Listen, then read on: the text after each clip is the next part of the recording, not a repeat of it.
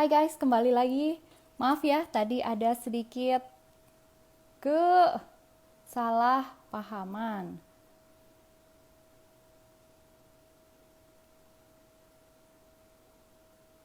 Mari, mana Pak Yakub?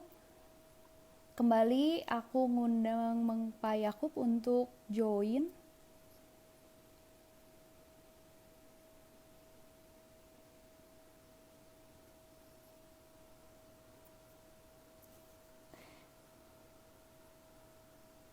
Nah, sekarang udah. Tunggu ya. Maaf ya, ada miskom sedikit. But it's okay. We're going live with Pastor Yakub Trihandoko in just a few seconds. Tinggal di accept. Master Yogi. Mana ini Master Yoginya?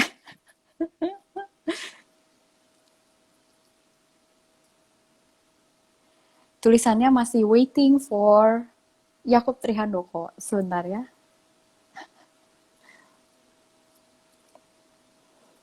Jadi sekali lagi, malam hari ini tujuannya kita itu ngobrol santai. Tapi serius. Tujuannya, nah itu dia. Sorry guys, katro. Gimana ini? Oke, Miskom sedikit lah. Kayaknya memang ya, kurang bersahabat dengan teknologi nih kayaknya ya.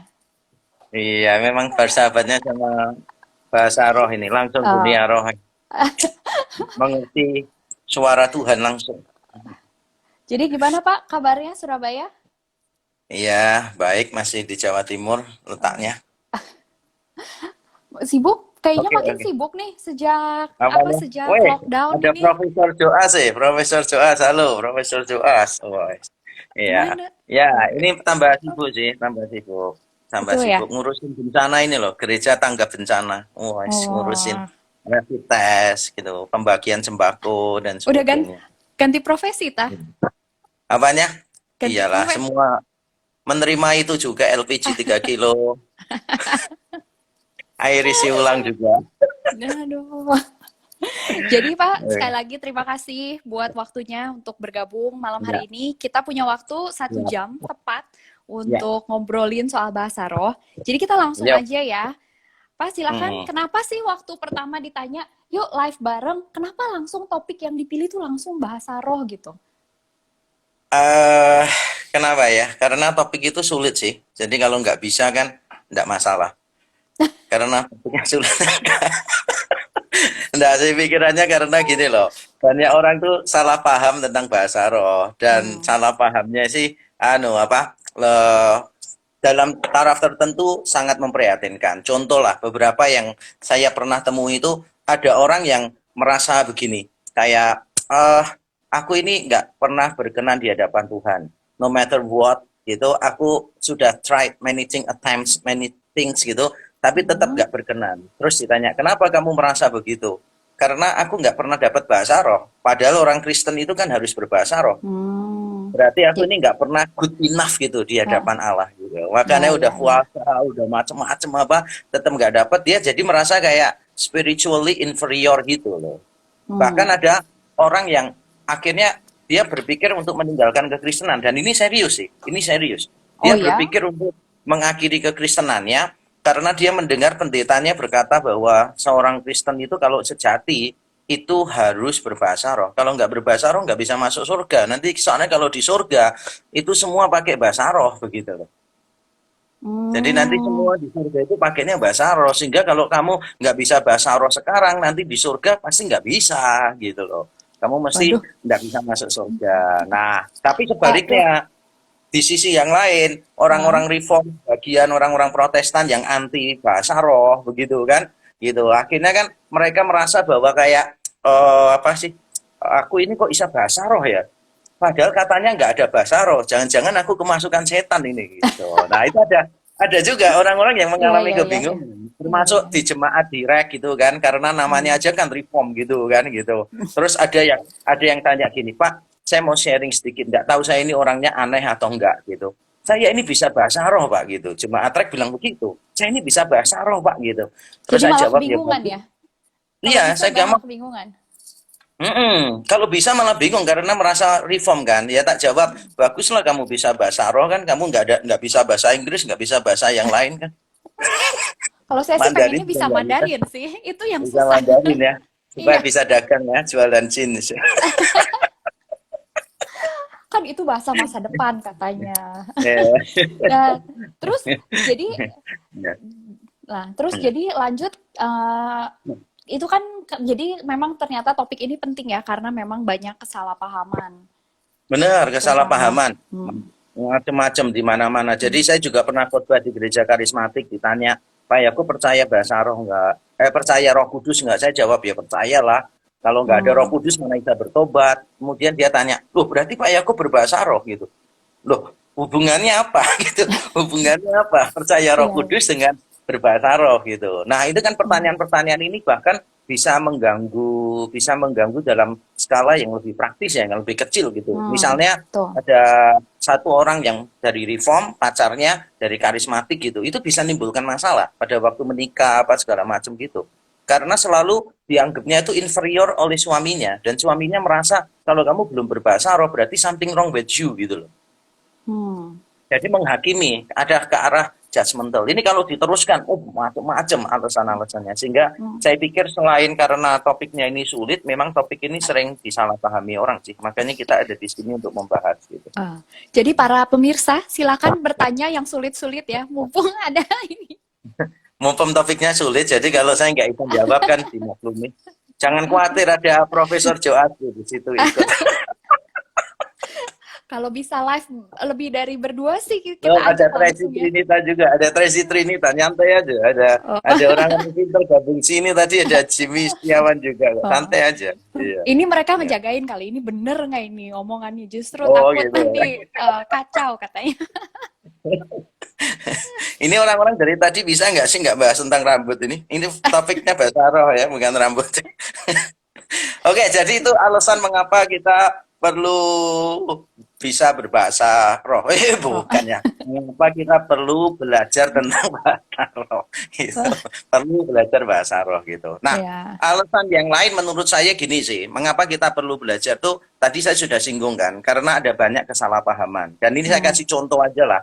Lalu nanti kita langsung tanya jawab aja. Nah, Hmm. gini. Saya dipuji sama supermodel Indonesia loh rambutnya. Rambutnya tuh katanya rambutnya bisa memanggil roh. Oh, bisa ini untuk menangkal gitu ya, untuk Ya. menangkal bahaya itu. Oke, jadi gini, ada kesalahpahaman dari pihak karismatik maupun dari pihak Protestan menurut saya Hmm. gitu. Jadi dari pihak karismatik itu salah pahamannya kan karena mengharuskan setiap orang Kristen itu untuk berbahasa roh. Padahal kan Hmm. kita kalau baca di 1 Korintus 12 bagian-bagian terakhir kan Paulus bilang, apakah mereka semua bernubuat? Ya enggak lah. Hmm. Apakah mereka semua melakukan mujizat? Ya enggak lah. Apakah mereka semua berbahasa roh? Ya enggak lah Enggak gitu. Kan juga. sudah jelas ayatnya sebetulnya. Tapi ya tetap aja orang memaksakan diri untuk berbahasa roh atau Hmm. bahasa rohnya itu dipakai bersamaan gitu kan dalam ibadah gitu kan. Mari kita semua berbahasa roh, mari kita semua berbahasa roh misalnya begitu. Loh, 1 Korintus 14-nya kan jelas. Kalau mau berbahasa roh dalam ibadah boleh nggak? Boleh. Tapi Hmm. ada aturannya kan. Paling banyak 3 orang, jangan 3 kampung kan gitu. Jadi 3 orang. Terus yang kedua adalah itu harus Hmm. bergantian. Jadi tidak boleh 3 orang langsung Langsung. gitu kan ngambil sosa. Harus satu-satu kan, harus satu-satu dan harus ada yang menerjemahkan, harus ada yang menerjemahkan dong. Kalau nggak ada yang menerjemahkan kan bingung, semua orang nanti bawa kamu sendiri-sendiri gitu. Nah itu sebetulnya udah jelas sih di dalam Alkitabnya udah cukup jelas. Tapi nggak tahu somehow kenapa banyak orang Kristen dan pendeta itu mencoba untuk ya kalau nggak bahasa roh tuh rasanya nggak plong gitu loh kalau dalam ibadah gitu. Hmm. Hmm. Ya. Seru ya kayaknya ya, Pak. Jadi kita mau langsung aja jawab Eh, pertanyaan. Udah banyak banget pertanyaan yang Tapi saya masuk. baru bahas kesalahannya karismatik loh. Nanti Oh, dipikirnya nggak fair. Sekarang kan saya boleh, boleh, boleh. akan bahas kesalahpahamannya Protestan dulu ya, gitu Hmm. loh. Supaya karismatik juga dikritisi, Protestan atau Reform juga dikritisi kan begitu, ya kan? Jadi begini sih. menurut saya kesalahan dari pihak karismatik, dari pihak reform atau protestan yang lain itu adalah menganggap karunia bahasa roh ini sudah tidak ada. Ini pandangannya dikenal dengan nama cessationism. Jadi orang-orang yang memegang pandangan ini disebut sebagai cessationist. Mereka menganggap bahwa karunia-karunia ini sudah berhenti pada zaman para rasul. Setelah para rasul mati, udah berhenti. Atau pada waktu perjanjian baru sudah selesai dikanonkan abad ketiga dan keempat. Itu selesai. Alasan biblika mereka terutama 1 Korintus 13 itu. Nubuat akan berakhir, bahasa roh akan berhenti jika yang sempurna itu datang. Tapi kalau kita lihat konteksnya kan sudah jelas. Yang sempurna di sana itu tidak mungkin kanonisasi perjanjian baru. Tidak mungkin. Tidak mungkin yang sempurna di situ adalah kematian para rasul misalnya gitu. Atau lengkapnya tulisan-tulisan perjanjian baru abad pertama. Tidak mungkin. Kenapa? Karena di dalam konteksnya itu ada tulisannya begini nih. Dalam konteksnya ya, ada tulisannya begini. Kita sekarang melihat hanya seperti di dalam cermin. Tapi nanti kita akan melihat muka dengan muka. Dan aku sendiri akan mengenal sebagaimana aku dikenal. Jelas rujukan ini merujuk kepada kekekalan toh, pada akhir zaman sebetulnya. Bukan pada abad pertama, bukan merujuk pada abad ketiga, pada waktu kanonisasi, abad keempat, pada waktu kanonisasi, bukan itu kan. Gitu. Jadi saya percaya bahwa bahasa roh itu masih ada sampai sekarang. Tapi apakah yang ada sampai sekarang itu layak disebut bahasa roh? Nah, itu kan masalah lagi kan. Karena kalau kita ngomong itu bahasa, itu kan berarti bunyinya mesti beda. Misalnya kita sama-sama pakai bahasa Indonesia, tapi ngomong topiknya lain. Walaupun sama-sama Indonesia, tapi kalau bersama-sama ngomong dan topiknya beda, yang diomong beda, otomatis kan bunyinya juga beda dong. Iya. Tapi ini semua tampaknya seluruh dunia ini kan sudah janjian semua. Yang mau diomong kan mesti sama, ya kan? Kayak pangana lama-lama kan gitu kan. Orang Manado pasti tahu maksudnya apa kan gitu. Bisa buka les, kayaknya bisa buka les ini, les bahasa roh ini. Oh bisa sudah ada. Kursus. Iya. Iya. Jadi itulah kesalahan dari dua pihak menurut saya begitu. Nanti ada lagi beberapa hal yang lebih akademis yang saya mau soroti, tapi nanti aja lah, itu masalah metodologi. Jadi dua pihak itu sama-sama salah, karena kalau bicara tentang penuh Roh Kudus, bahasa roh, masing-masing pihak itu melihatnya dari kacamata yang salah. Yang membahas tentang penuh Roh Kudus dan bahasa roh kan cuma 2 orang, Lukas di Kisah Para Rasul dan Paulus kan. Yang membahas itu cuma Paulus dan Lukas sebetulnya tentang bahasa roh. Nah, tapi seringkali orang ketika memahami penuh Roh Kudus di Lukas, mereka memahaminya dari kacamatanya Paulus. Pada waktu memahami penuh Roh Kudus di Paulus, mereka melihatnya dari kacamatanya Lukas gitu. Dan ini salah. Ini metodologinya itu mesti salah. Contohnya nih, saya kasih contoh sekarang aja ya sekalian ya. Jadi misalnya contohnya gini nih. Contohnya gini. Orang penuh Roh Kudus itu sekali atau berkali-kali coba? Sekali atau berkali-kali? Loh, ini kan pertanyaan menarik. Sekali atau berkali-kali? Bagi orang Protestan selalu jawabnya sekali. Kenapa sekali? Karena mereka berpikir penuh Roh Kudus itu baptisan roh. Dan itu cuma terjadi sekali. Dikaitkannya sama kelahiran baru kan, dikaitkan dengan kelahiran baru, baptisan roh dan seterusnya, ya cuma sekali gitu. Tapi kalau kita membaca dari tulisan-tulisan Lukas, para murid itu, jemaat mula-mula itu beberapa kali penuh Roh Kudus loh. Di pasal 2, mereka kumpul, mereka penuh Roh Kudus. Lalu di pasal 4, waktu Petrus dan Yohanes dilepaskan dari penjara, mereka semua kan kumpul, lalu berdoa. Di situ dikatakan apa? Goyanglah tempat mereka juga, berkumpul dan semua mereka penuh dengan Roh Kudus itu. Ya berarti kan beberapa kali kan, lebih dari 1 kali. Jadi sebetulnya jawabannya jadi berapa kali? Berkali-kali? Loh, tergantung menurut Paulus atau menurut Lukas. Kalau menurut Lukas, penuh Roh Kudus itu empowering gitu loh. Empowering karena dia empowering itu ya sama saja dengan kita ketika berdoa, ya Tuhan saya mau khotbah, saya mau WL gitu kan, moderatornya kan WL terkenal tuh di gerejanya. Nah, kalau kita mau memimpin, mau khotbah kan kita doanya Tuhan urapi aku dengan rohmu. Nah itu kan sebetulnya penuh Roh Kudus Penuh versinya Roh Kudus Lukas. juga. Iya. Iya, tapi versinya Lukas kan, empowering gitu loh. Hmm. Kalau Ya, ya, ya. versinya Paulus berbeda. Jadi kita harus menerima dua orang ini memang beda gitu loh, cara berpandangnya gitu. Ya, Ya. ini by the way chat yang ada di tempat saya, kamu bisa baca ya? Nggak Bisa. bisa ya? Memang chatnya ini chatnya udah Chatting ya? banyak, pertanyaannya banyak. Betul, Iya, pertanyaannya sudah banyak. udah banyak ya. Jadi kita bisa tutup dalam doa ini rasanya. Ya, kalau dijawab semua sampai sampai besok pagi juga belum nggak akan beres kayaknya. Ntar sedih. Oke lah, langsung aja jawab yang muda-muda dulu aja. Yang muda-muda dulu Yang ya. Yang mm-mm, muda-muda dulu ya, yang udah masuk. sama aja Kita lah jawab dulu ya. semuanya.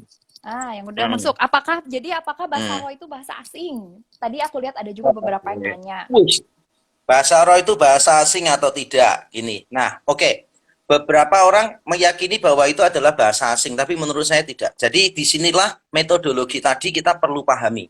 Di dalam kisah para rasul, bahasa lidah di sana adalah bahasa asing. Benar, di dalam kisah Hmm. para rasul. Karena teksnya mengatakan orang-orang itu memahami, para murid itu, jemaat mula-mula itu berbicara dalam bahasa mereka masing-masing kan, dalam dialek mereka masing-masing. Hmm. Berarti di kisah para rasul, bahasa lidah itu adalah bahasa asing, Hmm. bahasa yang manusia gitu. Iya. Tapi kalau kita lihat di dalam 1 Korintus 14, kata yang sama dipakai Paulus, tampaknya artinya beda.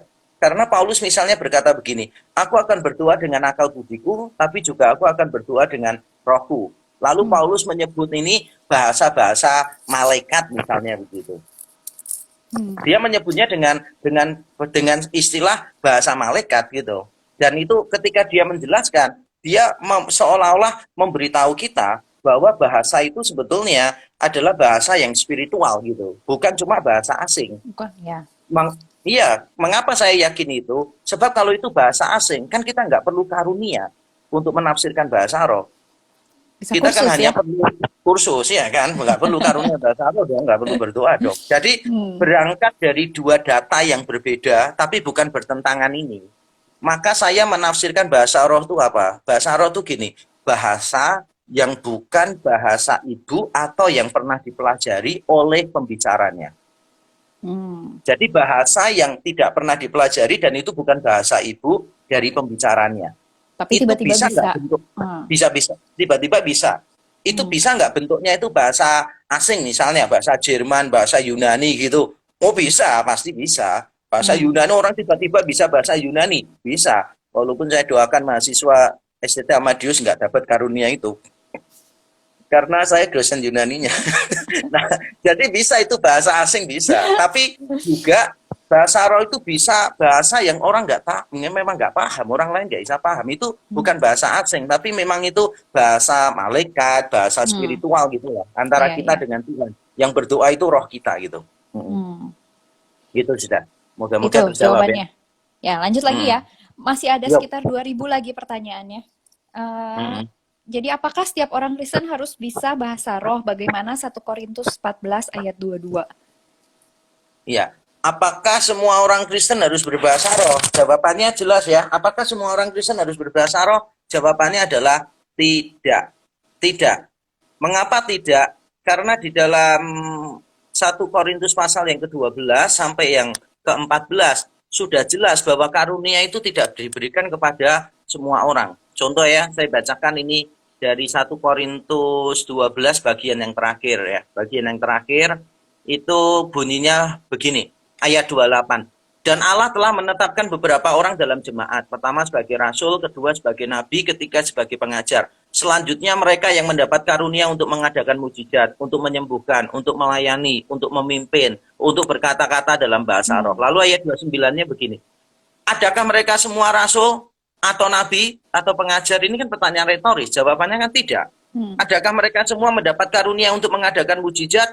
Tidak. Atau untuk menyembuhkan? Tidak. Atau untuk berkata-kata dalam bahasa roh? Atau untuk menafsirkan bahasa roh? Jawabannya adalah tidak. Jadi orang-orang yang meyakini bahwa bahasa roh itu harus dimiliki oleh semua orang Kristen, ya berarti dia harus punya semua karunia roh juga dong. Nggak ada Ya. bahasa roh itu wajib untuk semua, tapi karunia-karunia yang lain itu tidak wajib untuk semua. Menurut saya nggak fair dong. Baca Alkitabnya berarti sembarangan gitu. Hmm. Nah, kalau dikaitkan sama 1 Korintus 14 ayat 22, karena itu karunia bahasa roh adalah tanda, bukan untuk orang yang beriman, tetapi untuk orang yang tidak beriman. Sedangkan karunia untuk bernubuat adalah tanda, bukan untuk orang yang tidak beriman, tetapi untuk orang yang beriman. Nah, ini saya tidak tahu maksudnya dikaitkan dengan apakah semua orang Kristen harus berbahasa roh atau tidak. Menurut saya tidak ada kaitannya dengan bagian ini. Gitu. Jadi beberapa orang Reform memang punya pandangan begini. Beberapa orang Protestan ya, bukan cuma Reform, itu punya pandangan begini. Yang dapat bahasa roh itu orang yang kanak-kanak aja. Hmm. Yang anak-anak secara rohani gitu loh. Hmm. Jadi orang-orang yang sudah dewasa itu tidak akan dapat tanda itu. Karena itu hanya untuk yang sudah dewasa. Tapi menurut saya ini konsep yang keliru sih. Konsep yang keliru. Kenapa ini konsep yang keliru? Karena begini, Paulus sendiri mengatakan di pasal yang sama bahwa aku ini berbahasa roh lebih daripada kalian semua. Hmm. Entah ada orang yang menafsirkan itu sebetulnya sindiran Paulus apa segala macam. Menurut saya enggak ada tanda-tanda ke arah sana masalahnya gitu loh. Jadi dia mengatakan bahwa memang aku bersyukur karena aku berbahasa roh lebih daripada kalian semua. Tetapi aku lebih memilih memakai 5 kata yang bisa dimengerti daripada ribuan kata bahasa roh yang tidak dapat dimengerti gitu. Lalu dia juga mendorong jemaat-jemaat untuk apa? Untuk memiliki karunia bahasa roh gitu loh. Jadi dia mengatakan jadi kita ini berdoa supaya kita bisa juga bahasa roh dan menafsirkan bahasa roh gitu. Nah, kalau memang itu hanya untuk orang-orang yang anak-anak secara rohani, nanti kalau kita sudah dewasa kita nggak perlu bahasa roh. Nah, untuk apa Paulus menunjukkan bahwa dia itu berbahasa roh lebih dari yang lain? Berarti kan dia lebih kanak-kanak dibanding yang Ya. lain, Bang. Ya. Enggak juga lah. Masa dia menyuruh jemaat Korintus untuk bisa bahasa roh, untuk menafsirkan bahasa roh kan untuk menjadi seperti kanak-kanak dong. Iya kan? Ya. Sip. Lanjut ya. Lanjut. Benarkah bahasa roh bisa menaikkan imunitas tubuh, mengusir setan dan penyakit? Lagi ngetren ya ini. Oke. Jadi apakah bahasa roh itu bisa mengusir setan gitu kan ya? Ini yang gampang-gampang dulu. Sekarang pertanyaannya gini nih. Bahasa roh itu untuk apa? Diberikan itu untuk apa? Alkitab tidak pernah mencatat bahasa roh itu diberikan untuk setan kan? Untuk bicara dengan setan itu loh. Nggak ada kan? Jadi bahkan di 1 Korintus 14 kan bunyinya bahasa roh itu orang berdoa kepada Allah kan gitu loh. Gitu. Jadi Paulus juga mengatakan dia berdoanya itu dengan rohnya dia kepada Allah dan sebagainya, dan seolah-olah kan tidak ada orang lain yang tahu dan seterusnya. Nah, kalau misalnya kita berdoa mengusir setan pakai bahasa roh, terus setannya keluar gitu.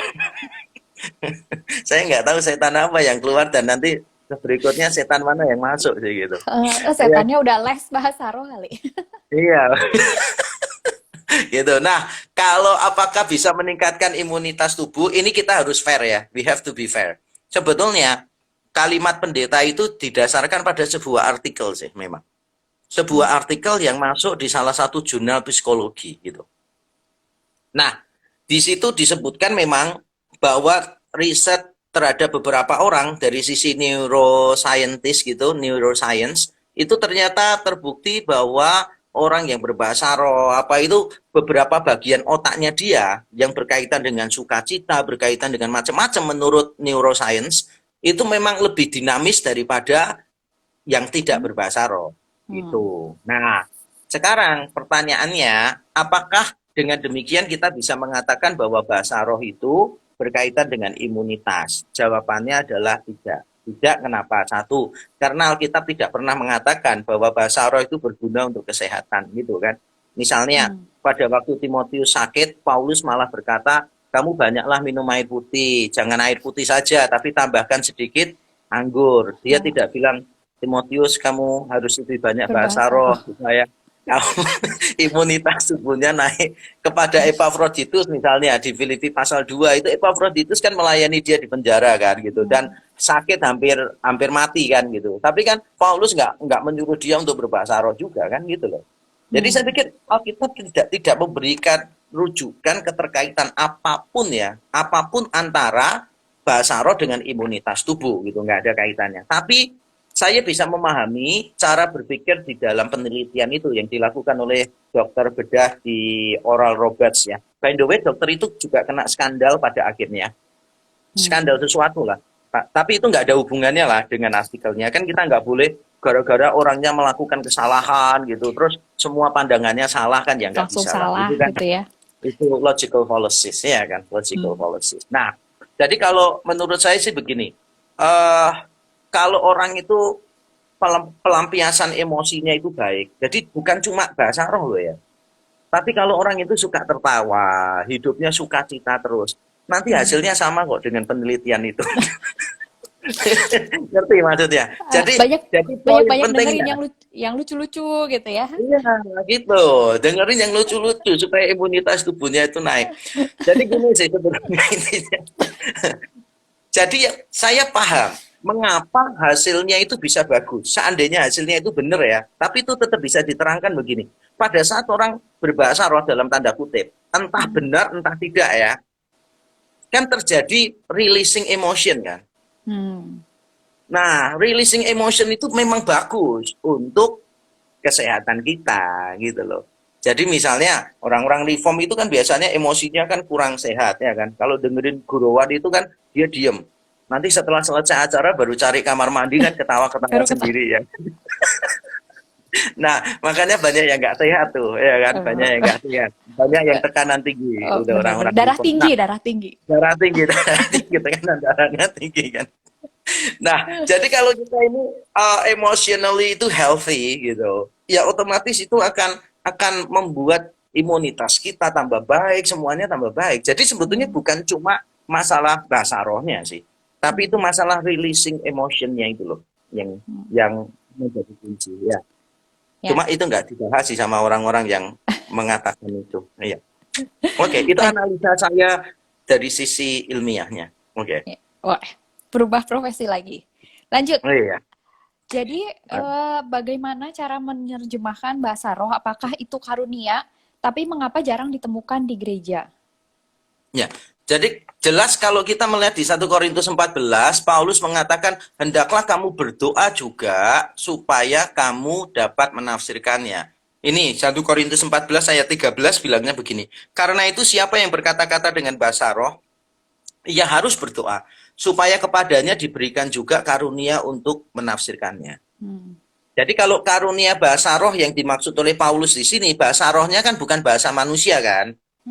Bukan bahasa asing lah maksudnya. Nah, kalau bahasa rohnya itu mengambil bentuk yang ini bukan bahasa manusia, ya berarti karunia menafsirkannya harus karunia Roh Kudus. Itu pengalaman yang spiritual, memang didapatnya melalui berdoa.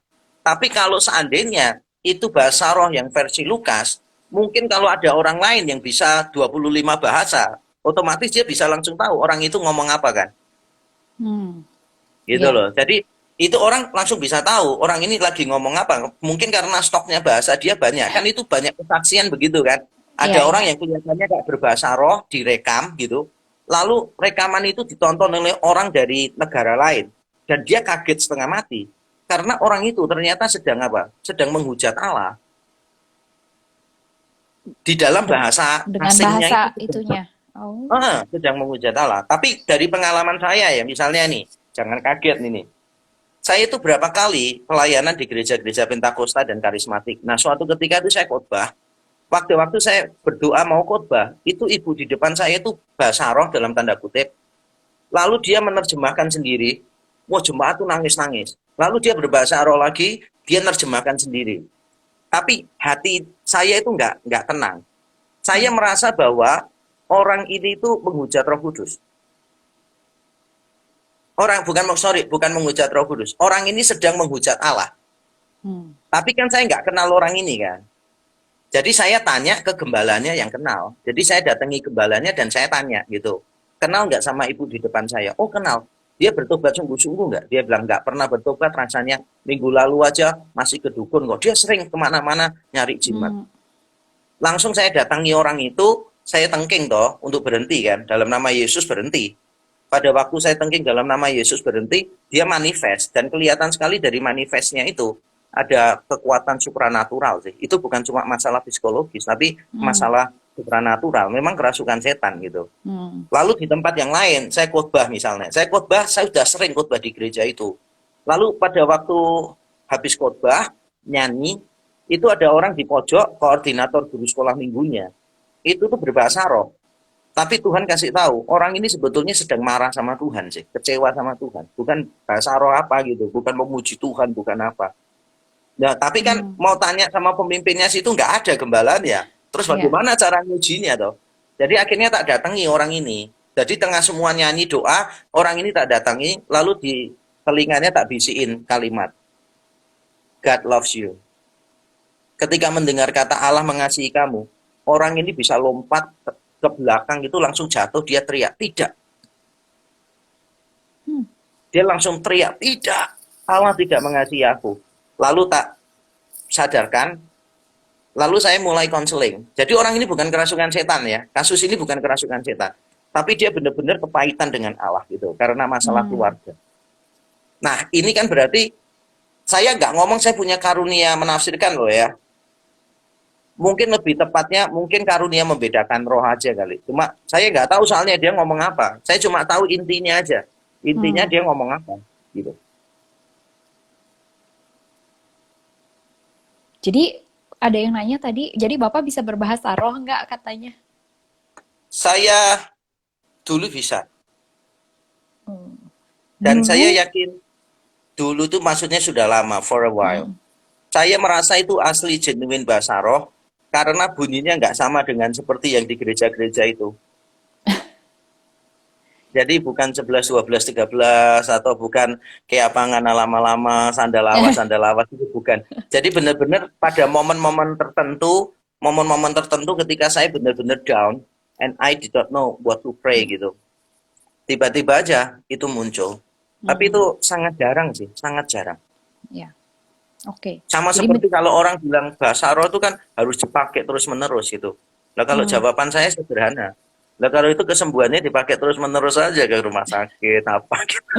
Ya enggak lah. Kalau Tuhan dokter mau nggak laku kasih ya? ya, iya. Kalau Tuhan mau kasih ya Tuhan kasih lah. Sama seperti itu pula. Jadi kalau bahasa roh kalau pas orang merasa butuh ya dikasih ya nggak masalah sih. Ya. I'm very open with that gitu loh. Dan I did experience that a few times, very few times, only very few. Oke. Oke, terjawab ya. Kayaknya lumayan banyak soalnya yang nanya itu.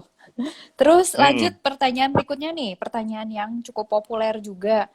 Eh, mm-mm. apakah nah itu tadi. Jadi apakah bisa hilang? Bahasa roh itu apakah bisa hilang? Mungkin lebih tepatnya kita punya pandangan di asumsinya kan begini toh. Orang itu yang bertanya itu punya asumsi karunia roh itu ownership, kepemilikan. Padahal sebetulnya bukan. Karunia roh itu stewardship, stewardship, Oh, penata layanan. Renata, ya. Jadi bukan ownership tapi stewardship. Nah, jadi pertanyaan yang lebih tepat bukan apakah bisa hilang. Pertanyaannya adalah apakah Tuhan akan selalu memberikan kepada orang itu. Nah, kalau orang itu sedang tidak butuh atau orang-orang di sekeliling dia sedang tidak butuh karunia itu, ya untuk Hmm. apa Tuhan beri kan gitu loh maksudnya. Hmm. Jadi Jadi dengan jangan sampai jadi dengan kata lain sebetulnya minta juga bisa ya. Maksudnya ketika memang kita nggak tahu ya mau berkata-kata apa lagi, minta pun bisa ya. minta bisa, minta. Bahkan Paulus juga juga mendorong kita kok untuk minta Hmm. karunia-karunia Ya, terutama ya. yang berguna bagi orang lain kan. Nggak apa-apa Hmm. minta karunia bernubuat. Walaupun kata bernubuat itu artinya bukan foretelling ya, tapi kombinasi antara foretelling dan forthtelling.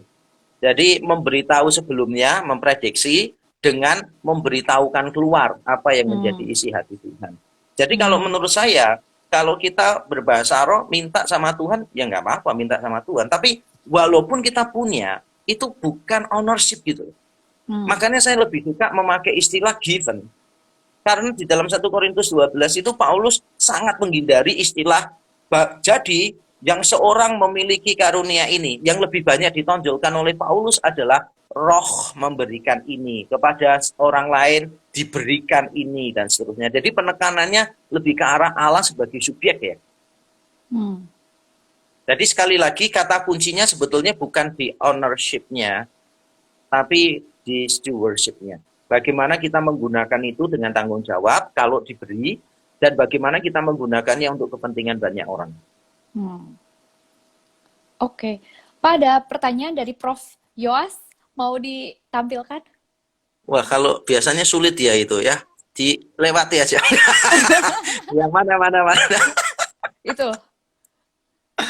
Oke, bagaimana dengan diglosia teori bahwa bahasa roh adalah bahasa Yunani dan Aram? Ini nggak ada pertanyaan lain, Prof. Kan mumpung Ya, katanya susah-susah, nggak apa-apa begini. jadinya. Begini, jadi memang teori ini cukup menarik, dan saya memberi ruang teori ini mungkin berkaitan, tapi hanya untuk Kisah Rasul pasal 2 sih. Kalau untuk 1 Korintus pasal 14, teori itu banyak tidak cocoknya. Jadi banyak memiliki variabel-variabel yang tidak berkaitan dengan 1 Korintus 14. Tapi kalau mau dikaitkan dengan Kisah Rasul pasal yang kedua, yaitu bahasa roh sebagai bahasa asing, memang ada beberapa kemiripan.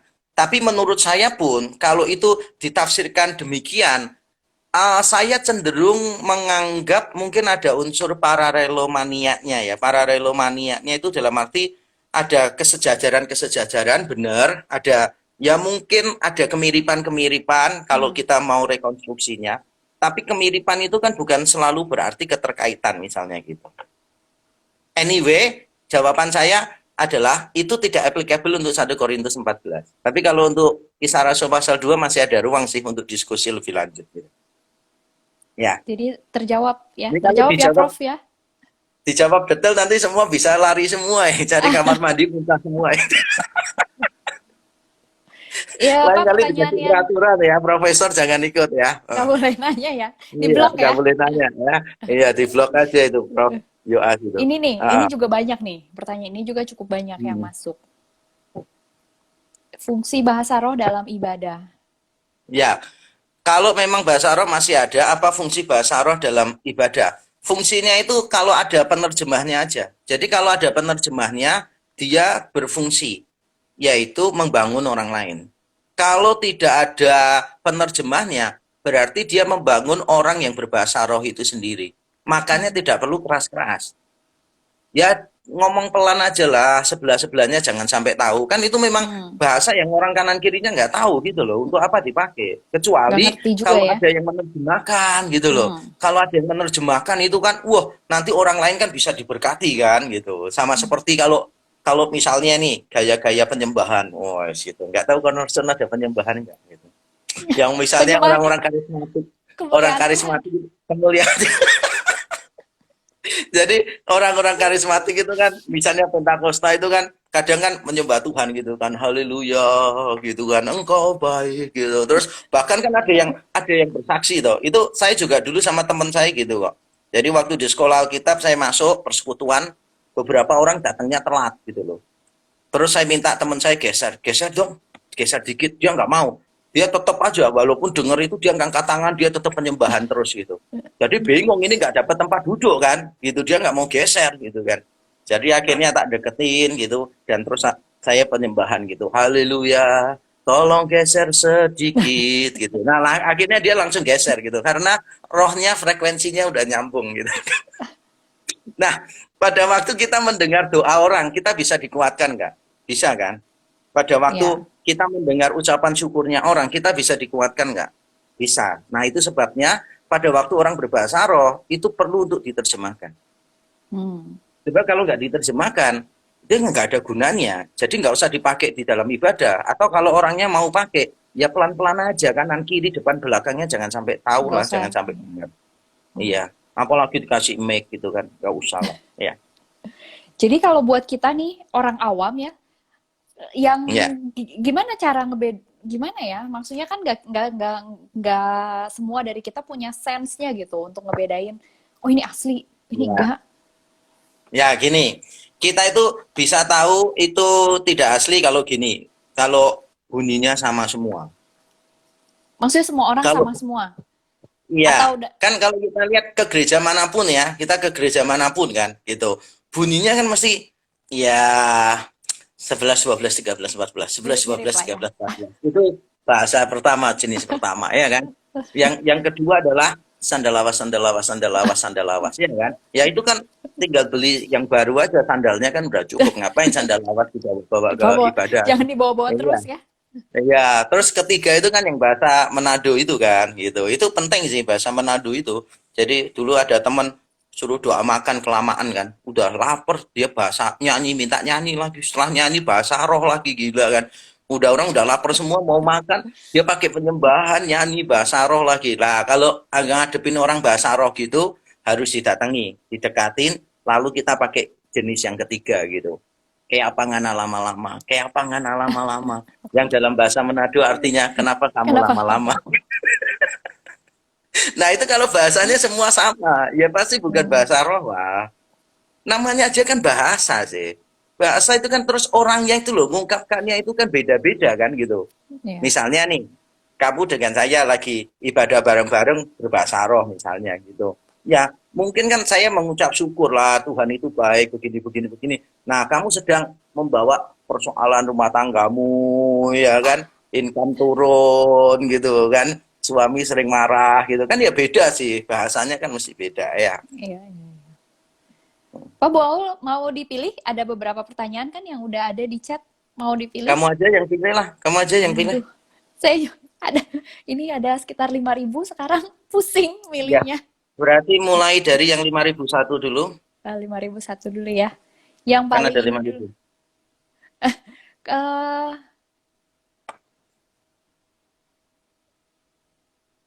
Eh, jadi ini kalau yang nggak terlalu nyambung dengan bahasa roh nggak apa-apa, Pak?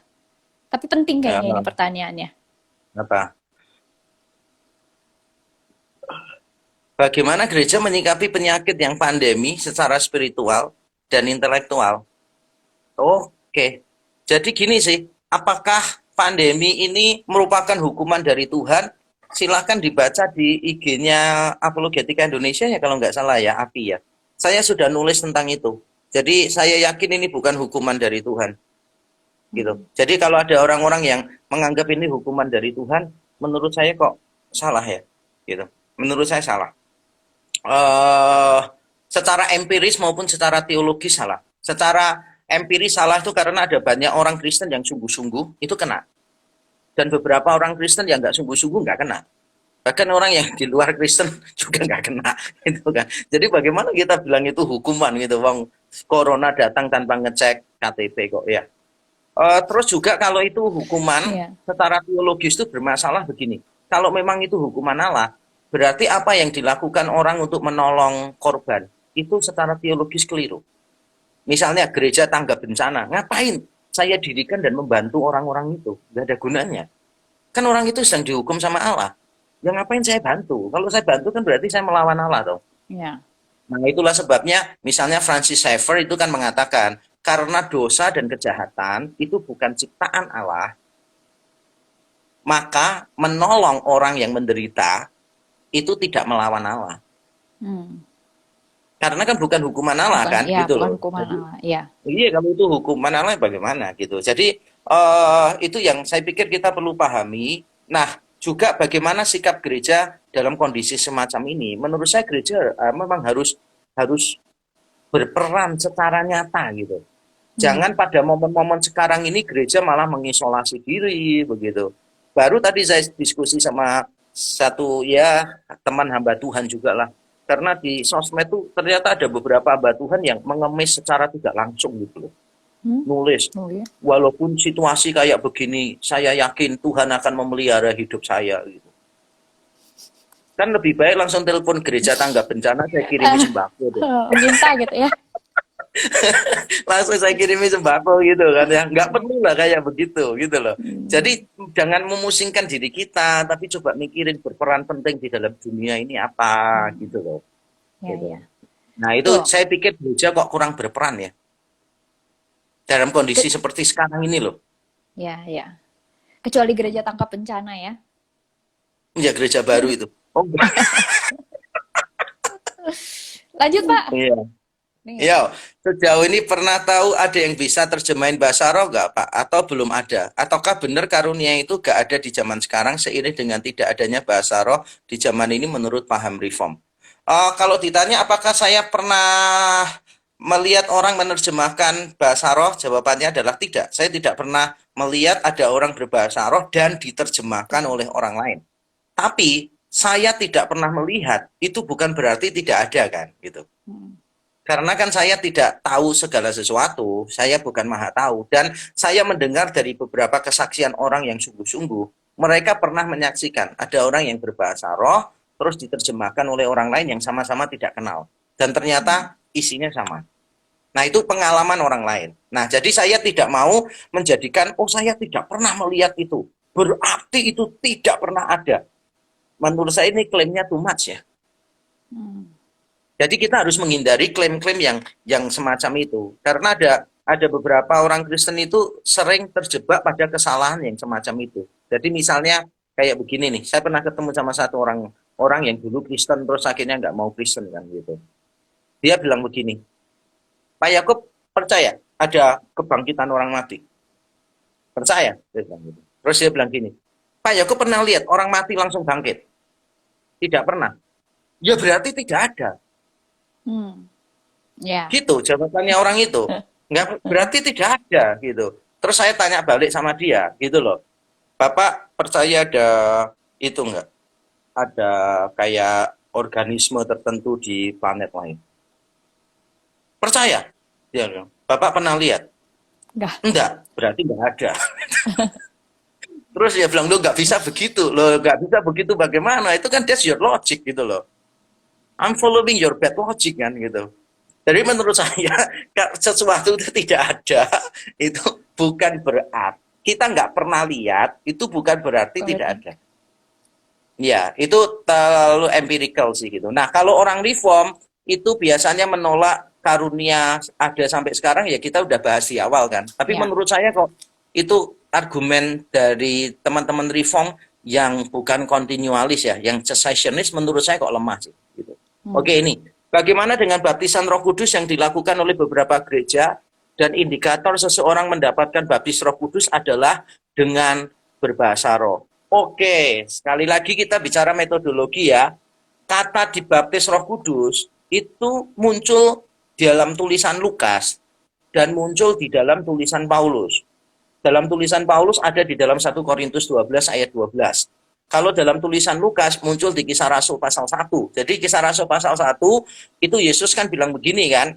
Lukas mencatat sebelum Yesus terangkat ke surga, Yesus bilang gini, kamu kan pernah mendengar kan bahwa nanti kamu akan dibaptis dengan Roh Kudus dan api. Nah, kamu menantikan itu. Nantikan itu, jangan ninggalkan kota ini. Lalu di pasal 2-nya dikatakan murid-murid penuh dengan Roh Kudus. Berarti menurut Lukas, penuh Roh Kudus itu sama dengan dibaptis Roh Kudus.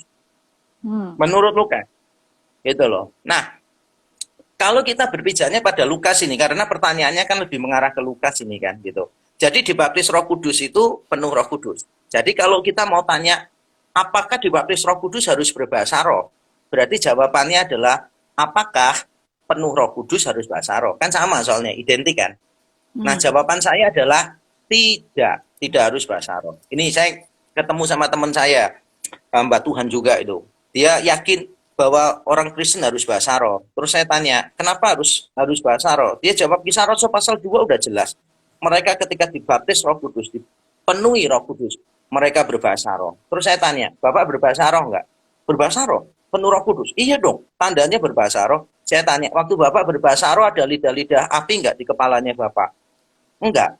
Ada suara keras, angin keras enggak di ruangannya Bapak? Enggak. Berarti Bapak sepertiga penuhnya. Karena di Kisah Rasul pasal 2, tandanya itu 3 kan.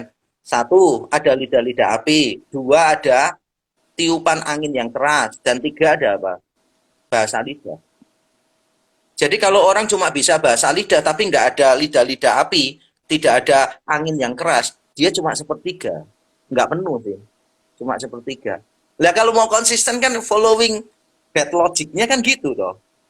Nah, apalagi kalau kita melihat dari tulisannya Lukas. Lukas itu kan menulis 2 kitab. Satu Lukas, yang kedua itu adalah kisah para rasul kan. Nah, penuh Roh Kudus itu bukan cuma munculnya di kisah para rasul loh, jangan salah. Di Injil Lukas itu penuh Roh Kudus sudah muncul berkali-kali. Contohnya, Yohanes Pembaptis, Lukas 1 ayat 15. Yohanes Pembaptis itu sudah penuh Roh Kudus sejak dari rahim ibunya. Sakaria penuh Roh Kudus. Yesus penuh Roh Kudus. Nah, pertanyaan saya, apakah mereka semua berbahasa lidah? Kan tidak loh. Bahasa lidah kan baru muncul di Kisah Rasul pasal 2 itu kan. Jadi kalau Yohanes Pembaptis di dalam kandungan sudah penuh Roh Kudus, dan kalau itu diyakini sudah berbahasa lidah, pasti bunyinya bukan 11, 12, 13, tapi bunyinya blukutuk, blukutuk, blukutuk. Karena kan dia ada di air ketuban. Menurut saya konyol sih. Orang-orang yang mengatakan penuh Roh Kudus, itu dibaptis Roh Kudus itu harus berbahasa roh, itu menurut saya konyol. Karena kata penuh Roh Kudus di dalam tulisan Lukas, yaitu di Injil Lukas dan Kisah Para Rasul, tidak selalu berkaitan dengan bahasa roh. Ya. Oke. Kayaknya kita cuma punya waktu untuk satu lagi pertanyaan terakhir. Ya. Yang ini pertanyaan cukup populer juga. Jadi sebetulnya kenapa awal mulanya tuh kenapa bisa gereja-gereja tertentu, aliran tertentu sekarang menggunakan bahasa-bahasa roh itu di dalam ibadah? Mengapa aliran-aliran tertentu itu menggunakan bahasa roh di dalam ibadah gitu kan ya? Iya. Satu jawabannya karena tradisi aja. Jadi memang Karena ada tradisi. sejarahnya? Ya, Atau... jadi memang itu ada sejarahnya. Kalau kita melihat dari Pentakosta yang zaman modern ya, yang disebut gelombang pertama itu dan seterusnya itu. Nah, itu kan terjadi awal abad yang ke-20, 1905 atau berapa, di Jalan Azusa itu. 1902 ya kalau nggak salah, di Jalan Azusa. Itu kan ceritanya ada orang, ya waktu itu kan belum ada Pentakosta, jadi Protestan dianggapnya dalam tanda kutip Protestan. Waktu berdoa, tiba-tiba ada yang bisa bahasa lidah dan seterusnya. Nah, kemudian diikuti oleh katanya gelombang kedua dan seterusnya, yang menurut saya sebetulnya keliru sih. Karena fenomena seperti sekarang, orang berbahasa roh sampai ekstasi gitu kan, sampai nggak sadar tumbang-tumbang, itu sejak abad kedua sudah ada. Nama gerakannya adalah montanisme. Ya, jadi itu ada aliran tertentu yang memang modelnya kayak gitu. Jadi mengandalkan kayak nubuat-nubuat yang nggak jelas-jelas gitu loh. Kemudian orangnya berbahasa asing sampai reba-reba. Itu semua sudah ada sih. Awal abad yang kedua itu sudah ada. Jadi kalau disebut gelombang pertamanya abad ke-20 rasanya kok nggak pas ya. Kalau memang mau konsisten ya itu juga gelombang pertama. Tapi kalau itu disebut gelombang pertama, wong itu disebut bidat kok oleh bapak-bapak gereja. Ya kan gitu. Nah, satu tradisi sih, dan kita ini harus memaklumi. Menurut saya kita nggak boleh terlalu banyak menghakimi, karena kita semua itu kan nggak bisa melepaskan diri dari tradisi kita masing-masing. Ya, betul. Jadi contoh misalnya orang-orang yang bertumbuh dari Protestan, walaupun dia pindah ke gereja yang karismatik misalnya, ibadahnya lebih ekspresif gitu, tapi ya tetap ekspresinya mereka somehow ya gitu-gitu aja gitu. Ya karena memang budayanya kan begitu kan ya, budayanya memang gitu sih. Gitu. Jadi orang reform itu juga gitu.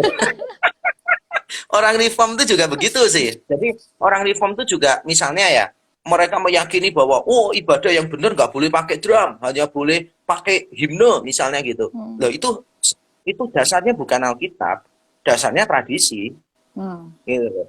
Tapi mereka berusaha ya setelah jawaban pertama tradisi, kedua karena mereka kan sudah lama dengan tradisi itu. Jadi mereka berusaha untuk memberikan dukungan-dukungan terhadap tradisi itu. Jadi ada tradisi yang kita biasanya kan tanpa mikir kita jalani aja kan. Jadi saya yakin banyak saudara-saudara kita, saya bukan cuma ngomong teman, tapi saudara-saudara kita yang karismatik itu sebetulnya melakukan itu tanpa tahu. Di 1 Korintus 14 itu ternyata dilarang gitu loh. Jadi dalam kenaifan mereka, dalam ignorance mereka lah, ignorance dan kenaifan mereka itu melakukan kesalahan ini gitu. Nah, itu karena tradisi. Tapi ada juga orang yang sudah tahu 1 Korintus 14. Tapi berusaha untuk memberikan pembelaan. Contohnya teman saya hamba Tuhan, dia bilang gini, menurut saya ya, 1 Korintus 14 itu sebetulnya hanya dilarang dalam konteks ibadah umum. Tapi kalau dalam persekutuan kecil, sesama orang Kristen boleh berbahasa roh. Tapi kalau kebaktian umum nggak boleh. Karena nanti siapa tahu ada orang luar yang masuk, nanti dipikir gila gitu kan. Menurut saya kok aneh. Kenapa aneh? Itu cara berpikirnya anakronistik. Cara berpikir modern dimasukkan ke dalam teks. Itu eksegese. Kenapa saya katakan gitu? Ya zaman dulu kan nggak ada gereja gede sih. Iya. Semuanya kan di rumah-rumah ya kan. Ketika Paulus ngomong itu kan persekutuan sih konteksnya. Mana ada Paulus bedakan ibadah umum dan ibadah persekutuan. Mana ada pembagian kayak begitu. Ya nggak ada lah gitu. Dan kita juga harus ingat loh, itu kalau diadakan di rumah, kan nggak semua penghuni rumah itu kan Kristen kan masalahnya. Ya, jadi mereka kalau misalnya persekutuan rumah pun ya tetap nggak boleh pakai bahasa roh kalau nggak ada penerjemahnya. Tapi karena orang sudah terbawa tradisi begitu tanpa tahu, nah setelah tahu mereka tuh sulit untuk melepaskan itu gitu loh. Itu sulit melepaskan itu. Mereka berusaha untuk memberikan pembelaan, enggak lah, pasti inilah. Itu kan orang memasuki masa denial kan. Nanti kalau semakin tahu marah, ya kan? Setelah denial kan anger, gitu kan. Nah, baru setelah itu lama berubah jadi acceptance. Dia bisa nerima gitu. Tapi itu semua proses, by proses gitu.